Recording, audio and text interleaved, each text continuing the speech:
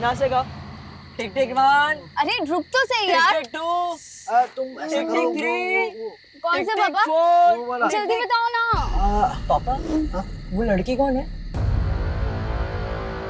लगता है किसी का एक्सीडेंट हुआ।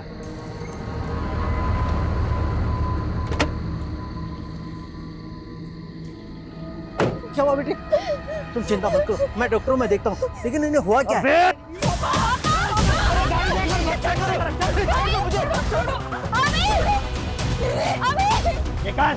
निकाल तेरी ये घड़ी, चेन, पर्स, मोबाइल सब निकाल। मैं सब देखता लेकिन हम लोग दावत तो सामने है, मलाई जैसा बदन है छोरी का, चखने का बड़ा मन कर रहा है। गिरोह के नियम भूल गया है क्या? जनानियों की इज्जत करनी पड़ेगी। किसी भी औरत की बेइज्जती करी तो उसकी हाय लगेगी। अरे उल्टी गिनती शुरू हो जाएगी तेरी। भाई जी, है? लड़की नहीं तो लड़के को तो छू सकते हैं ना? ले मुझे, ले जा।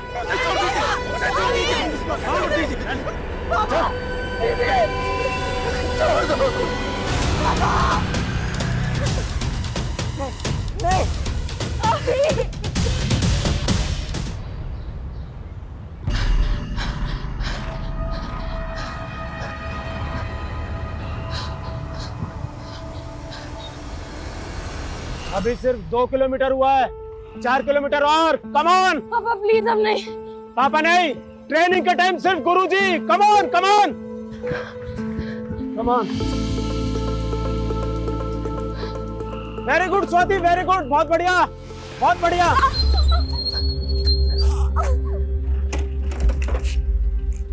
क्या हुआ? गुरुजी मेरे पैर की नस खिंच गई है शायद। रुक रुक रुक रुक, यहाँ ये रुक, पैर सीधा रख। हाँ आराम से, हाँ चल आजा। हाँ आराम से आराम से। ठीक है, ये ले बेटा, मट्ठा पी ले। ये ले बेटा। हेलो, हाँ भैया। हाँ नहीं मैं बस आ रही हूँ। गुरुजी मेरा रिक्शा आ गया, मैं चलती हूँ। ध्यान से, पैर पे ज्यादा वजन मत डालना। अभी तेल की मालिश की है, पट्टी की है। कल अखाड़े आएगी ना तो एक बार तेल की मालिश और कर दूंगा, दर्द चुटकियों में चला जाएगा। ठीक है, चल मैं छोड़ देता हूँ। रिद्धि, स्वाति दीदी को नीचे तक छोड़ो। हाँ रिद्धि बेटा छोड़ दो। और हाँ वो ऑटो तक छोड़ना। हाँ आज इतनी तेज भागी कि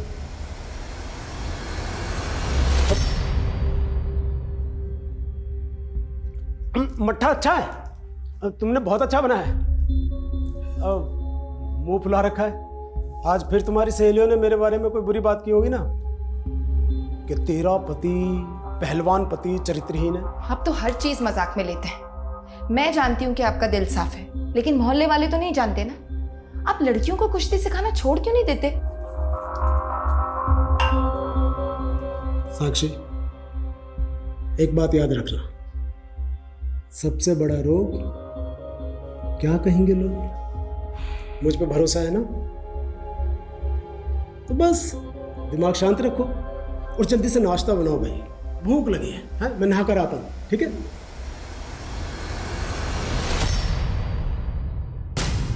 एंटी 99 गब्बर के खिलाफ पहला केस दर्ज हुआ 1999 में। और पिछले 20 सालों में उसके खिलाफ 200 केस दर्ज हुआ। शुरुआत छोटी मोटी चोरी चकारी से हुई, लेकिन आजकल वो लोगों को खुलेआम लूट रहा है। लेकिन सर 2014 से गब्बर का गिरोह किसी भी मर्डर में इन्वॉल्व नहीं था।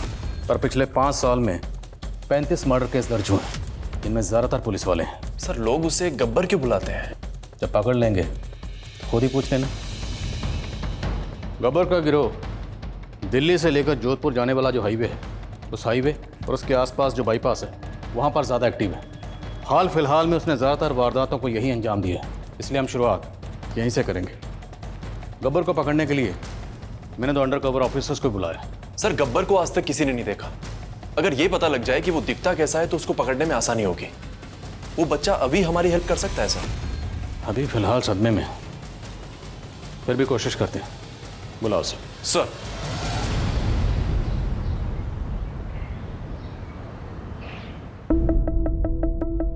बहुत बढ़िया बहुत बढ़िया, थकना मना है, चलो।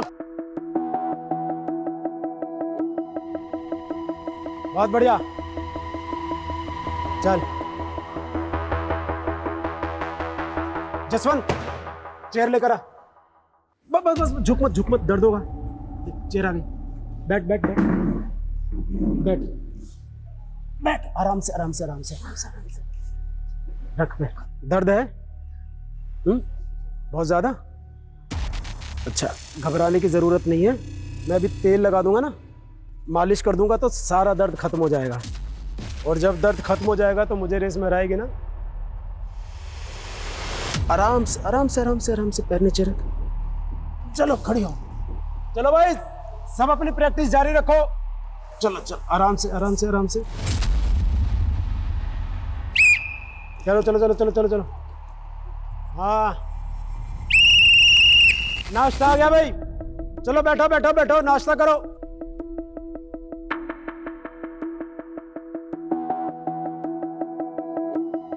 रिद्धि के एग्जाम खत्म हो गए, कुछ सोचा है? पैर बचा के। खाना खा लीजिए ना। खा रहा हूँ ना। पुलिस? अरेस्ट? मुझे? किस लिए? आपके ऊपर मर्डर का इल्जाम है चेतन कुमार। मुझ पर? लेकिन ये इल्जाम मुझ पर किसने लगाया और मैंने किसका मर्डर किया? वो सब बताते हैं आपको, पहले चलिए हमारे साथ, लेके चलो। एक मिनट, शांत रहो शांत रहो शांत रहो। मुझे कुछ नहीं होगा, आप लोग बेफिक्र रहो। मगर गुरुजी, बस, जब मैंने कुछ किया ही नहीं है तो ये मेरा कुछ नहीं बिगाड़ सकते।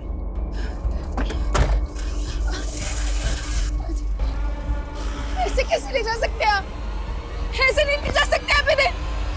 देखिए, आपके कहने पर मैं आ तो गया हूँ, लेकिन आप ज़्यादा दिनों तक मुझे यहाँ रख नहीं पाएंगे, क्योंकि ये खबर अब तक पूरे इलाके में आपकी तरफ फैल चुकी होगी। और जिन लड़के लड़कियों को मैं ट्रेनिंग देता हूँ ना, वो मुझे अपना गुरु मानते हैं और वो अपने गुरु का अपमान बर्दाश्त नहीं करेंगे। पुलिस को धमकी दे रहे हो? नहीं, सलाह।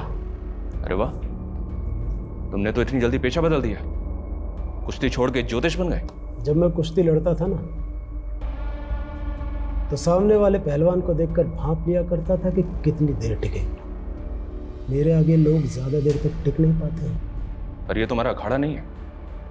और एक बात, केस सबूतों पर टिकता है और हमारे पास तुम्हारे खिलाफ ठोस सबूत है। अब भी वक्त है, जो भी सच है बता दो, वरना बहुत लंबा जाओगे चेतन कुमार। जरा सोचिए अंकल, अगर आप रात को सो रहे हो और आपके बिल्डिंग का वॉचमैन जोर जोर से चिल्लाए, तब आपको पता चलेगा। वॉचमैन? हाँ, वो बहुत बुरा है अंकल।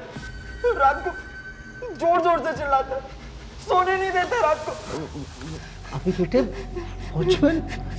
लेकिन बेटे, ये तो तुमसे गब्बर के बारे में पूछ रहे।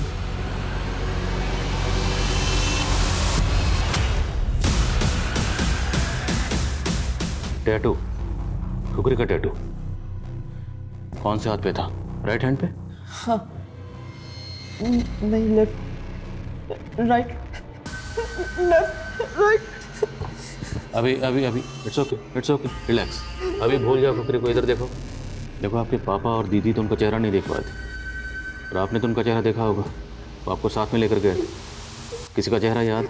अब प्लीज सर, ये जितना जानता था बता चुका है, इसे और टॉर्चर मत कीजिए, हमें जाने दीजिए। ये क्या बोल रहे हैं सर आप?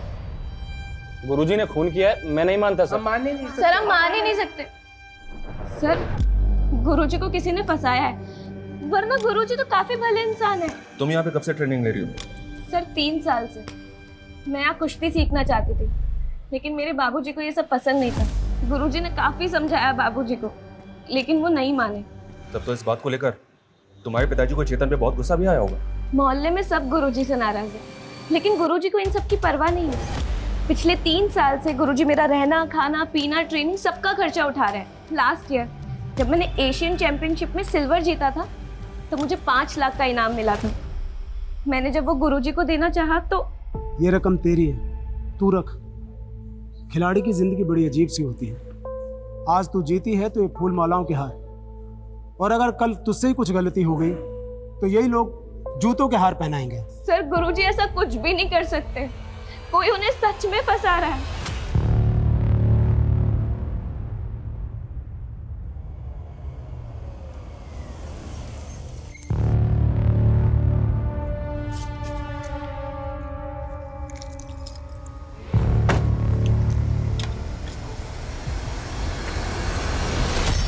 धीरज, happy second anniversary my love.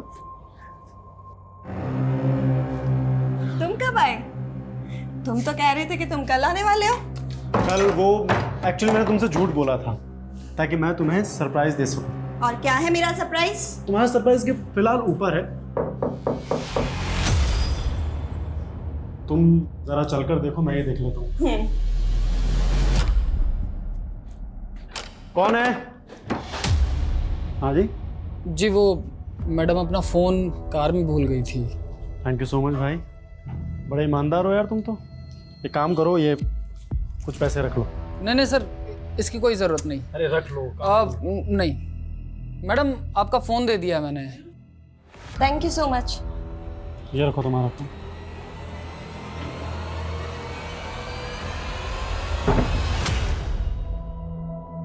कहाँ है बुखार? ये सब कसरत से बचने के बहाने हैं। चल चल फटाफट उठ, सूरज निकलने से पहले रनिंग के लिए निकलना है। नहीं पापा, कसम से बहुत कमजोरी लग रही है। देखो तुम बहाने मत मेरी तो कोई बात मानते नहीं आप। कम से कम बेटी की तो मान लीजिए। ये क्यों झूठ बोलेगी? ठीक है भाई, आज कर लो आराम। अरे भाई दे तो दी परमिशन, अब आपने क्यों मुंह फुला रखा है? बनिए मत, मुझे पता चल चुका है आपने क्या किया है। क्या? आपने बिना मुझसे पूछे अपनी एफडी तोड़वा ली। अरे वो बच्चों के लिए रेसलिंग मैच और वो डंबल्स लेने थे, इसलिए बस।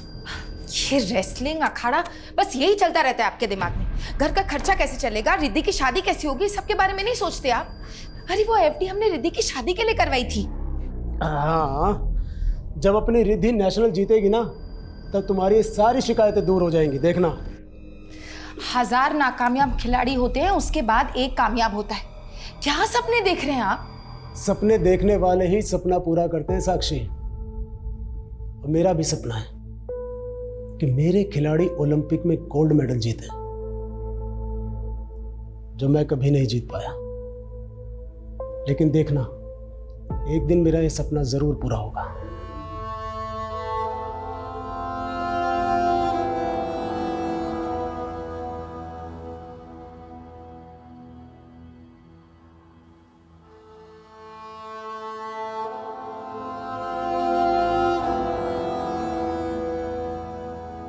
रिद्धि, तो अभी तक दौड़ने नहीं गई? वो माँ, पापा नहीं थे तो मैंने सोचा। यही सीखा है तूने अपने पिता से? अच्छी खिलाड़ी बनना है ना तुझे? हाँ माँ, बनना है।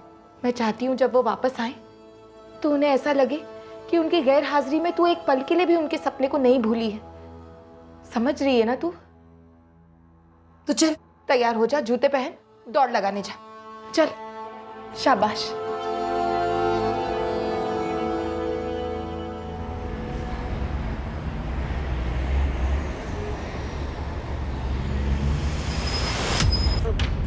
गाड़ी चलानी नहीं आती क्या? कौन हो तुम लोग?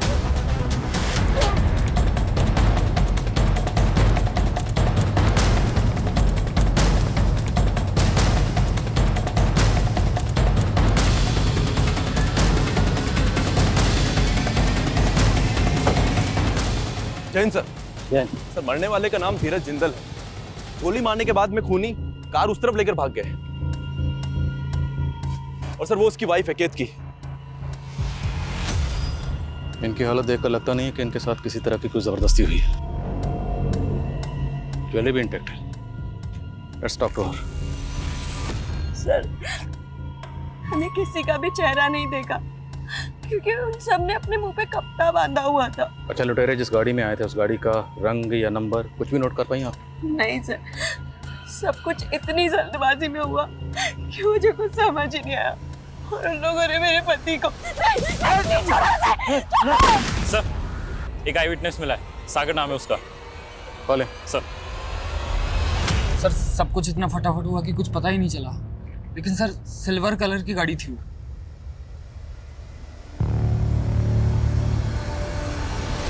गाड़ी का नंबर नोट कर पाए हो? सर मैं जल्दबाजी में गाड़ी के नंबर पर तो ध्यान नहीं गया मेरा। कितने लोग थे? सर लगभग 3-4 लोग थे। किसी का चेहरा देख पाया?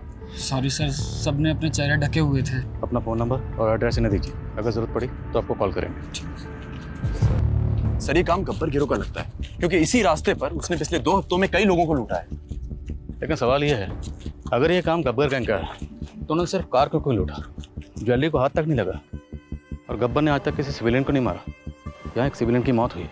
एग्जैक्टली सर, जिन 35 लोगों को उसने मारा है उसमें से 15 तो पुलिस वाले थे और बाकी 20 लोग गैंग वॉर में मारे गए थे। लेकिन सर अगर ये गब्बर गैंग का काम नहीं है तो फिर क्या कोई नया गिरोह है?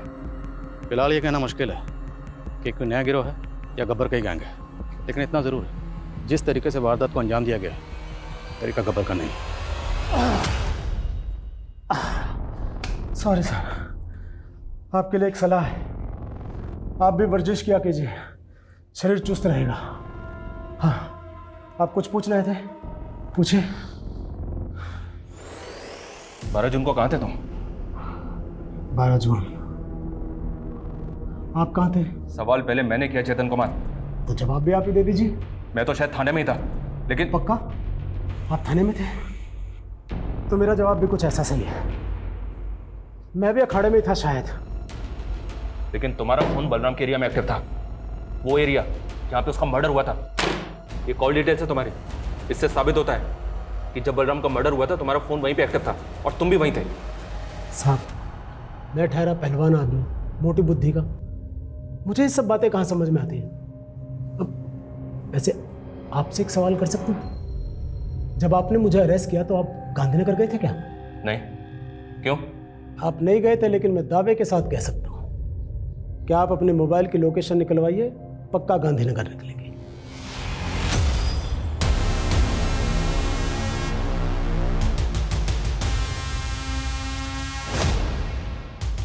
Meet ASI Ajit Kumar, ASI Gayatri Saini.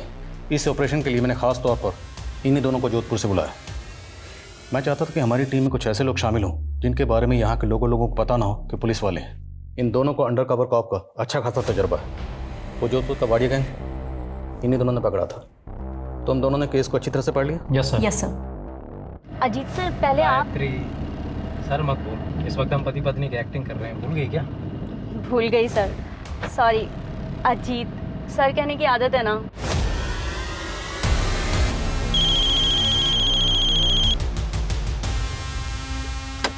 एक मिनट। हेलो, चलो मैं करता हूँ बाद में बात।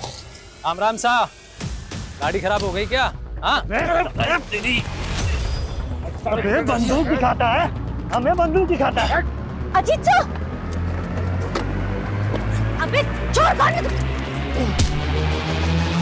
सर, चेतन की बात सही नहीं थी। जिस दिन हमने चेतन को अरेस्ट किया था हमारे फ़ोन की लोकेशन भी गांधीनगर थी। लेकिन वर्मा ऐसा कैसे हो सकता है? सर, मैंने मालूम किया, चेतन की एकेडमी 2 मोबाइल टावर्स के बीच में है। अगर पहले टावर के सिग्नल्स पकड़ता है फ़ोन तो लोकेशन प्रहलादपुर बताता है, और अगर दूसरे टावर के सिग्नल पकड़ता है तो फ़ोन की लोकेशन गांधीनगर बताता है। इसमें दोनों बातें हो सकती हैं। चेतन को ये बात पता थी, शायद इसीलिए उसने इस बात का फ़ायदा उठाया, या फिर उस दिन चेतन बलराम के घर गया ही नहीं था। सर, मैंने मोहल्ले के कई लोगों से कंफर्म किया, उनका कहना है कि जिस रात बलराम का मर्डर हुआ उन्होंने उस दिन बलराम को चेतन की एकेडमी जाते हुए देखा था। तो गब्बर के आदमियों ने तुम दोनों को घेर लिया और तुम्हारी गाड़ी छीनकर भाग गए। तुम्हें कुछ अंदाजा है ये हमारे डिपार्टमेंट के लिए कितनी एम्बैरेसिंग सिचुएशन है? हुआ कैसे ये?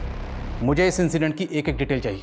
सर वो रास्ते में हमें एक आदमी दिखाई दिया था सर, उसकी बाइक ख़राब हो गई थी, उसकी मदद के लिए मैं आगे बढ़ा, फिर उन लोगों ने घेर लिया sir. Sir, I am not sure कि कोई आदमी था कि नहीं। तुम लोग एक मिशन पर थे, इतने लापरवाह कैसे हो सकते हो? भाई जी, बहुत जान है इसमें तो। अरे दे साले के। भाई, पुलिस वाले हैं, आईडी मिली है। तो ये है पुलिस के तेवर वीरू। अब देखो गब्बर तुम्हारा।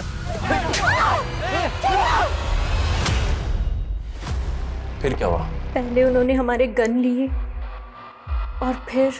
अरे छोड़ दे इन्हें, जाने दे जिंदा। वैसे भी इतनी बेइज्जती के बाद में जब ये एसपी को जाकर के बताएंगे ना कि कैसे गब्बर ने स्पेशल एजेंटों की टीम की बैंड बजाई है, तो नाम तो अपना ही होगा। फिर वो गाड़ी रेवाड़ी की तरफ लेकर निकल गए सर। लेकिन रेवाड़ी की तरफ जाने वाले जितने भी रास्तों पर टोल नाके हैं, किसी भी टोल नाके के सीसीटीवी में वो गाड़ी गुजरते हुए नजर नहीं आई। उसके बाद वो गुंडे जोधपुर के रास्ते निकल गए। जयपुर से जोधपुर के रास्ते में जैसी कार से तुम ट्रैवल कर रहे थे वैसी कोई कार नहीं थी। तुम्हारे हाथ बंधे हुए थे, खुले कैसे? वो अजीत सर ने मेरे हाथ खोले थे। गायत्री ने तुम्हारे हाथ खोले, तुम लोगों ने किसी से लिफ्ट ली और उसके बाद यहाँ आ गए, और अब यहाँ आके पूरा किस्सा बयान कर रहे हो। वहाँ किसी से फ़ोन मांगकर बैकअप के लिए कॉल तो कर सकते थे, इतनी भी कॉमन सेंस नहीं है। उस वक्त हम ह्यूमिलेटेड फील कर रहे थे सर। थोड़ा अजीब है, गायत्री और अजीत एक साथ एक ही जगह पे मौजूद थे जब गब्बर के आदमियों ने इन दोनों से गाड़ी छीनी। इस छीना झपटी में सिर्फ गायत्री को चोट आई और अजीत को खरोंच तक नहीं लगी। सर, अजीत और गायत्री के स्टेटमेंट्स एक दूसरे से बिल्कुल अलग हैं। दोनों के बयान देख के ये लग ही नहीं रहा कि दोनों एक केस की बात कर रहे हैं। That's the whole point. एक ही वारदात के दो अलग अलग वर्जन कैसे हो सकते हैं? जाहिर है दोनों में से कोई एक तो झूठ बोल रहा है। सर, आई थिंक हमें उन दोनों को टाइम देना चाहिए। कुछ टाइम बाद में फिर से उनका बयान लेंगे, देखते हैं किसकी कहानी कितनी बदलती है। इस केस में टाइम ही तो नहीं। सर, हाँ सर, धीरज और केतकी के बारे में एक बात पता चली है।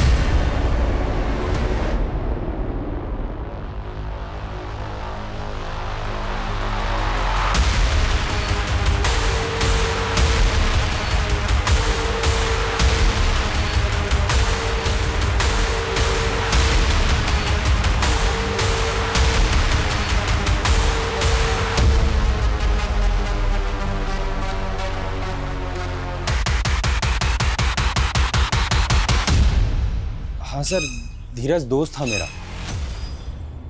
लेकिन एक नंबर का लफंगा आदमी था। केतकी के पैसों से उसका घर चलता था, और जब वो बेचारी बाहर जाती थी तो वो किसी भी लड़की को बुला लेता था, कहता था कज़न है।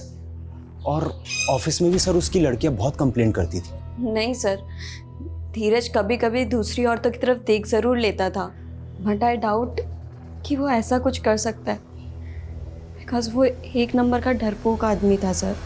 चेतन कुमार, तुम्हारी टॉवर वाली बात तो सही निकली, लेकिन इससे ये साबित नहीं होता है कि तुम निर्दोष हो। अगर तुम वाकई में खुद को निर्दोष साबित करना चाहते हो तो मर्डर वाले दिन शुरू से लेकर आखिर तक बताओ हुआ क्या था। जिस रात बलराम का मर्डर हुआ उस दिन सुबह वो मुझसे मिलने के लिए मेरी रेसलिंग एकेडमी आया था। जसवंत, मुझे गुरुजी से बात करनी है। तूने गुरुजी का पहले ही बहुत अपमान कर दिया है, तू जा यहाँ से अब। जसवंत, शांत हो। यह अखाड़ा हमारा मंदिर है और यहाँ जो कोई भी आता है वो हमारा मेहमान है। बलराम, अब क्या हुआ? अभी भी कोई आरोप लगाना है मुझ पर? माफी मांगनी है आपसे गुरुजी। मैंने अपनी नाकामयाबी का गुस्सा आप पे निकाला, मुझे माफ कर दीजिए गुरुजी। बलराम, बलराम खड़ो, जा, माफ किया। गुरुजी, अगर आज आप मेरे घर पे चाय के लिए आएंगे तो मुझे भरोसा हो जाएगा कि आपने मुझे माफ कर दिया। आएंगे ना गुरुजी? बहुत अच्छा लगा मेरे कहने पर हमारे घर आए। ये लीजिए चाय। अरे भैया, आप चाय के साथ कचौरी नहीं लाए? हाँ तो बस अभी 2 मिनट में लेता हूँ नंदू की दुकान से। अरे नहीं नहीं नहीं, उसकी कोई जरूरत नहीं। अरे गुरुजी, इसकी जरूरत है। इसी बहाने से हम थोड़ी देर बातचीत कर लेंगे। घनश्याम भैया आप जाइए, मैं बस अभी आप मना मत कीजिए गुरुजी, और आइए अंदर बैठ के आराम से बात करें। आइए। फिर मैंने चाय नाश्ता किया और वहां से चला गया। यानी जब तुम बलराम के घर से निकले तब बलराम जिंदा था और उसका बड़ा भाई घनश्याम वही था? जी। ये बात आपने मैं पहले क्यों नहीं बताई? क्योंकि आपने पूछी नहीं।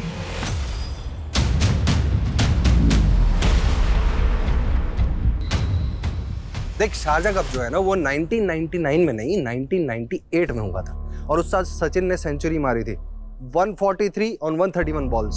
समझा? कुछ भी बात करता है यार तेरे को कुछ। अरे यार पूरी नॉलेज रखा कर, फिर उसके बाद में बात क्या। थोड़ी देर में बात करता हूँ। जी सर। अच्छा एक बात बता, बलराम के मर्डर वाले दिन जब चेतन तेरे घर से गया था तब तेरा भाई बलराम जिंदा था? हाँ सर, जिंदा था। तो ये बात तूने मैं पहले क्यों नहीं बताई? जब इस सिलसिले में हमने तुझसे बातचीत की थी, ये तो पता ही होगा ना कि हम इतने दिनों से बलराम के गुरु चेतन को इंटरोगेट कर रहे हैं। सर मुझे इस बारे में बिल्कुल कुछ भी नहीं पता है सर। तो जो भी पता है वो बता, और पूरा बता। सर मेरा भाई अब इस दुनिया में नहीं है और मुझे उसके बारे में बिल्कुल गलत नहीं बोलना चाहिए, लेकिन हकीकत यह है सर कि भले ही वो पहलवान था लेकिन अंदर से वो बिल्कुल खोखला था। हमेशा अपनी गलतियों का दोष दूसरों के सर पर मरता था सर। खेल सिखाने का नाटक बंद कर।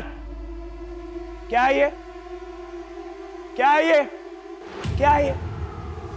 क्या बदतमीजी है बलराम? सब लोग सुनो, इधर आओ। अपने गुरुजी की असलियत, कैसे ये खिलाड़ियों के साथ खेल के नाम पे खिलवाड़ करते हैं। इन्होंने मुझसे कहा था कि ये मेरा स्टेट चैंपियनशिप में सिलेक्शन करवाएंगे अगर मैं इन्हें 2 लाख रुपए दूं तो, और मैं इन्हें पैसे नहीं दे पाया तो देखो मेरी जगह इन्होंने गुरिंदर का नाम आगे कर दिया। बस बंद कर। मैं सिर्फ कुश्ती सिखाता हूं, सिलेक्शन में मेरा कोई दखल नहीं, समझा? झूठ बोल रहा है ये। और जब इसके भ्रष्ट होने की शिकायत मैंने एसोसिएशन में की तो इसने मुझे ही झूठे डोपिंग टेस्ट में फंसा दिया और सस्पेंड करवा दिया। गुरु कहलाने के लायक नहीं। बलराम, बहुत हो गया। अगर मेरा दिमाग खराब हो गया ना तो तुझ पे बहुत भारी पड़ेगा। हिम्मत है तो आओ, कर लेते हैं। गुरुजी से बदतमीजी नहीं, और ज्यादा पहलवानी दिखाने का शौक है ना, तो तेरे जैसे बहुत पहलवान है यहाँ पे। चल। सर मैंने अपना भाई खोया सर, और मैं भी चाहता हूं कि उसके गुनहगारों को सजा जरूर मिले, लेकिन सर मुझे यकीन है कि चेतन जी बेगुनाह है और मैं किसी बेगुनाह पर आरोप कैसे लगा सकता हूं सर? जब तुम्हारे भाई पे हमला हुआ था उस वक्त तुम कहाँ थे? उस वक्त मैं चेतन जी के साथ ही निकल गया था सर। वो एक दोस्त के यहाँ पार्टी थी तो वहीं पर गया था। ये चेतन तुम्हारे घर पे कब आया था, और जब वो घर से गया तब कितना बजा था? सर वो टाइम तो मुझे याद नहीं है सर, वो, लेकिन हाँ सर अंधेरा हो गया था। सर क्या है ना, मेरी याददाश्त थोड़ी कमजोर है सर। अभी क्रिकेट के बारे में तुझे सब याद था, अभी अचानक से याददाश्त भी चली गई। थाने चल, सब याद आ जाएगा तुझे। सर मैं सच बोल रहा हूँ सर, मेरी बात पे यकीन कीजिए सर। सर 1 मिनट रुकिए, मैं मेरे पेपर्स लेके आता हूँ सर।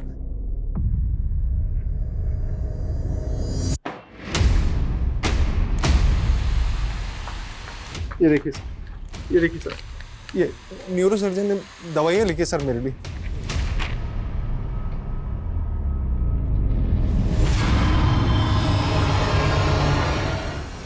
मेरी वजह से अजीत सर ने खुदकुशी की। उस दिन क्या हुआ था गायत्री, बोलो।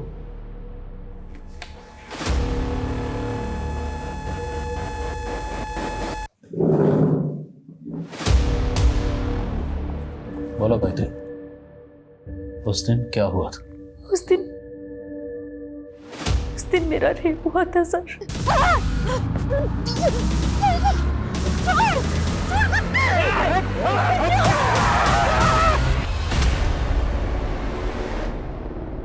मेरी शादी होने वाली है सर, और इसीलिए अजीत सर ने सोचा कि अगर ये बात सबके सामने आ गई तो मेरी शादी टूट जाएगी।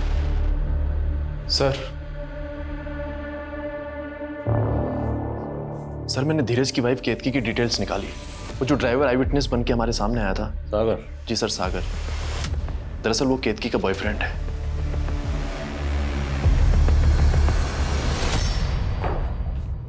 चेतन कुमार, तुम्हारी बेल मंजूर हो गई है, तुम जा सकते हो। चलता हूं। जय बजरंगबली के।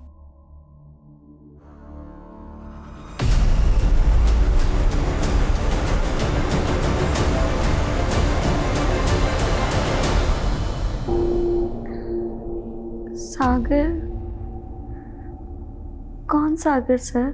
वही सागर जिसके इश्क में डुबकियां लगा रही थी, तुम्हारा बॉयफ्रेंड।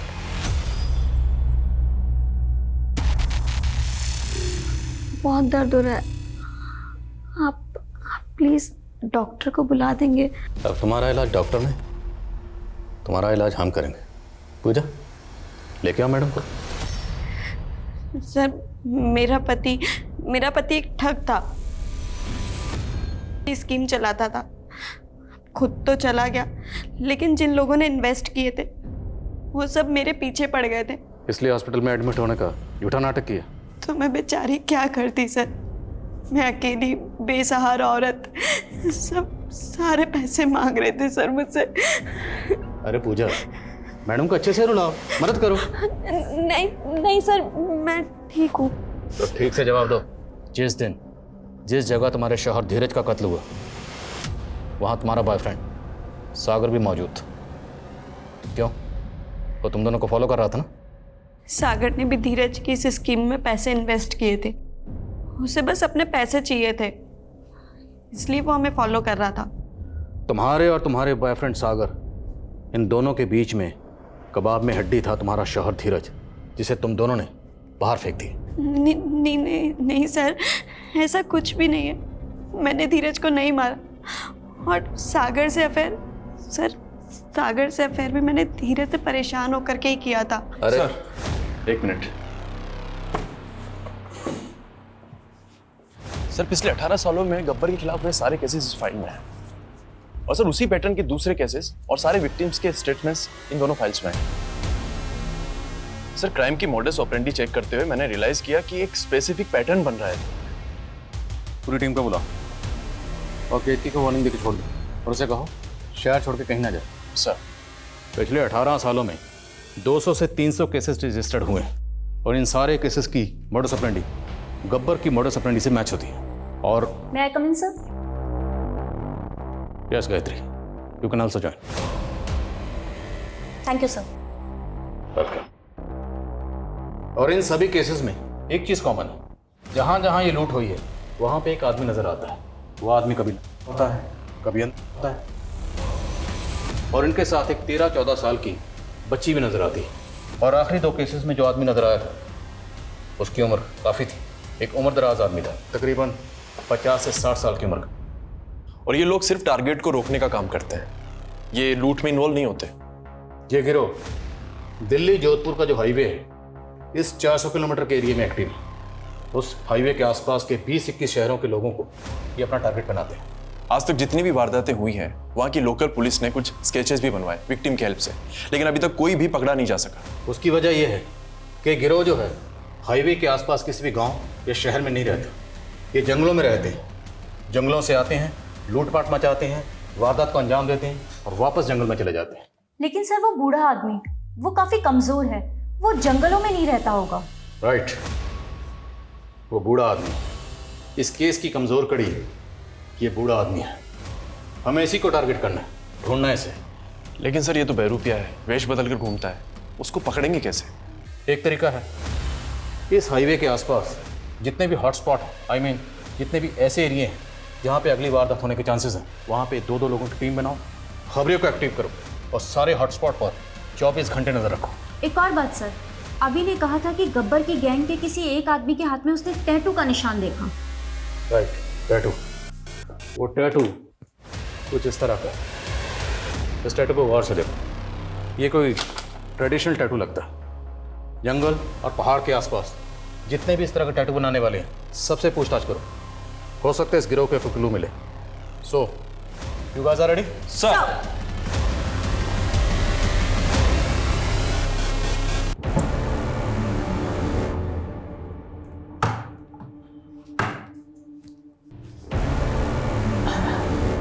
कहाँ जा रहे हैं?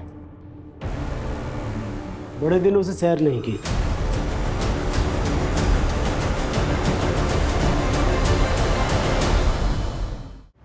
पुलिस टीम हाईवे से जुड़े उन सभी इलाकों में अपनी नजर बनाए हुए थी जहां लूट को अंजाम दिया गया था और आखिरकार 15 दिनों के बाद उनको एक सफलता हाथ लगी।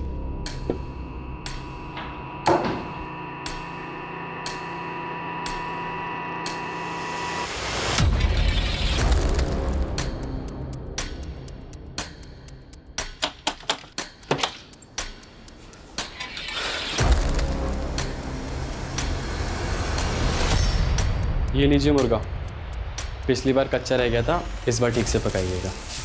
जाइए।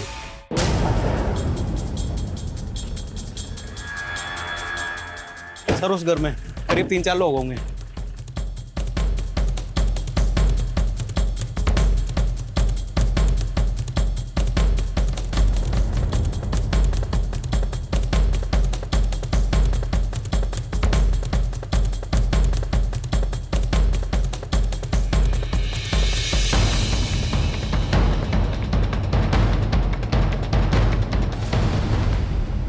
खाना तैयार हो गया है।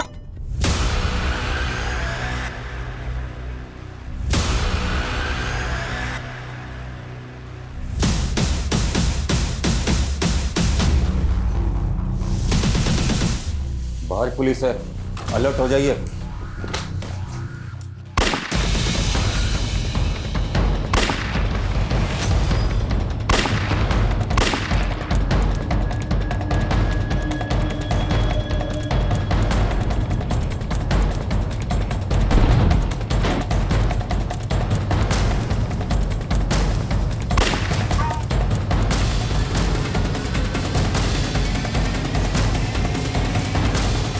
पूरा घर चेक कर।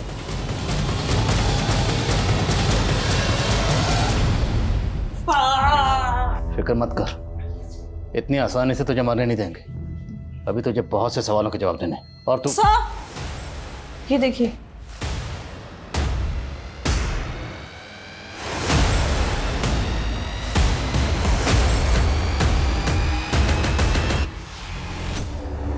सर, हमने बलराम के भाई को बोला था कि हर हफ्ते थाने में आकर हाजिरी लगाए, लेकिन पिछले 2 हफ्ते से वो आया ही नहीं। मैंने घर जाकर मालूम किया तो पता चला कि घर पर ताला लगा हुआ, लगता है फरार हो गया। वर्मा, इस केस को हमें अलग अलग एंगल से देखना होगा। एक काम करो, सबसे पहले ये पता करो कि बलराम और चेतन के बीच में रिश्ते कैसे थे, और इस घनश्याम का भी तुरंत पता करो। बच के जाना नहीं चाहिए वो। सर, सरकारी गवाह बन जाओ, मैं कोशिश करूंगा कि तुम्हारी सजा कम हो, और ये भी कोशिश करूंगा कि गब्बर के ऊपर जो इनाम था वो भी तुम्हें मिले। वैसे बच्ची है कौन? वो गब्बर की बेटी है। उसकी मां मर चुकी है, और वो घर में मरने वाला गब्बर नहीं, बंसी था, गब्बर का खास आदमी। तुम्हारा गब्बर से क्या रिश्ता है? मैं सुमित का नाना हूं, जिसे आप गब्बर के नाम से जानते हैं। सुमित का बाप लुटेरा था, कालिया डाकू। एक लूट में सुमित की आंखों के सामने गांव वालों ने उसके बाप को मार डाला। सुमित को भी जेल हुई। नाबालिग था, इसलिए उसे सुधार गृह में भेज दिया गया। फिर सुधार गृह से वो भाग करके बाहर निकला और उन 5 गांव वालों को मार गिराया। वहां से वो गब्बर बन गया। ये सुमित और गब्बर कहाँ मिलेगा?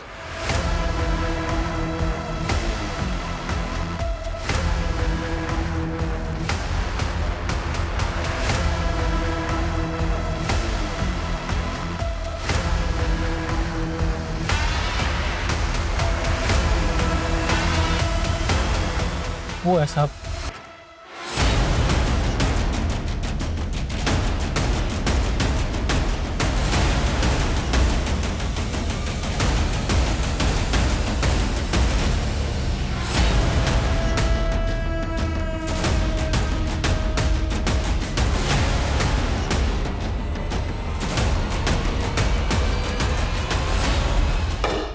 कितने कत्ल किए कभी गिना नहीं, होंगे कोई 35-36। तुमने जितनी भी लूटपाट की, लेकिन आज तक किसी सिविलियन को नहीं मारा, तो फिर धीरज को क्यों मारा? एक आदमी की सुपारी उठाई थी, फिर मेरे लड़कों को मजा आने लगा। बस जोश में बेचारा धीरज मारा गया। धीरज की सुपारी मिली थी? नहीं। तो किसकी सुपारी मिली थी? जयपुर के एक बंदे को मारने की सुपारी ली थी गब्बर ने। 11 जून को उसको मारा था। कौन था वो आदमी? किसकी सुपारी ली थी? वो मुझे नहीं मालूम, फोन तो गब्बर को आया था। सर, गब्बर के फोन में एक नंबर मिला है, पहलवान नाम से सेव्ड है। 9 जून को कॉल किया गया था इस पे। किसकी सुपारी दी गई? कुछ पता चला? कोई तस्वीर वगैरह भेजी होगी? सर, फोटो तो नहीं मिली, हो सकता है गब्बर ने डिलीट कर दी हो। पता करो ये पहलवान है कौन। सर,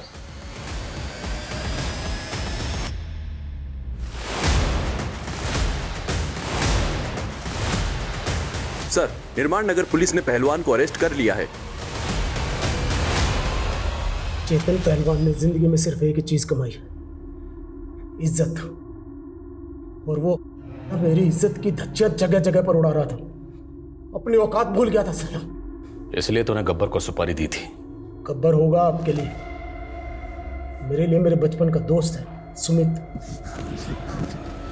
आज तो मुझे हरा के रहूंगा सुमित।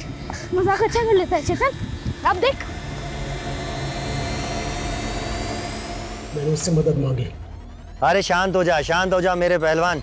नहीं सुमित, उसने मेरी इज्जत मिट्टी में मिलाई है।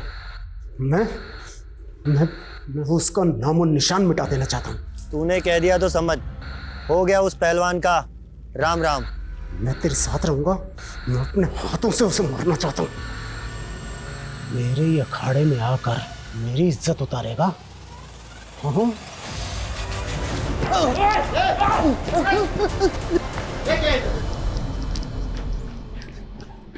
क्या देखा? कुछ नहीं। जैसा हम बोलेंगे वैसा करेगा ना तो जिंदा रहेगा। बलराम के भाई घनश्याम ने बताया कि जब तुम वहां से गए उस वक्त बलराम जिंदा था। क्योंकि मैंने घनश्याम को मुंह बंद रखने के पैसे दिए थे।